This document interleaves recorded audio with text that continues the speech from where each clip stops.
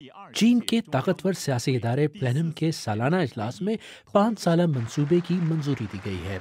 और इस बार जो फैसले हुए हैं वो 2026 से 2030 तक के लिए चीन की अगली 5 साला माशी हिकमत अमली की बुनियाद बनेंगे। ये कोई ऐसी दस्तावेज नहीं जो मईशत के हर छोटे बड़े हिस्से के ठीक ठीक एदाद शुमार बताए। ये दरअसल एक विजन स्टेटमेंट है जो सिंध मुतय्यन करती है।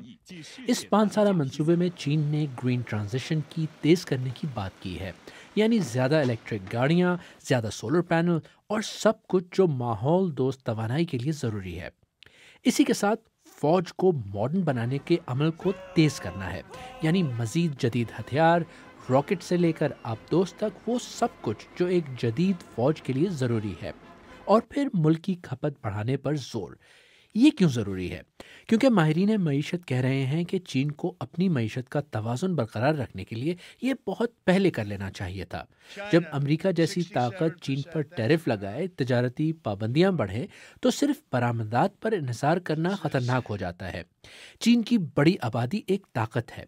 अगर लोग ज़्यादा खर्च करें तो बरामदात से आने वाली आमदनी की कमी पूरी की जा सकती है और मुल्की मईशत को अंदरूनी तौर पर ताकत दी जा सकती है।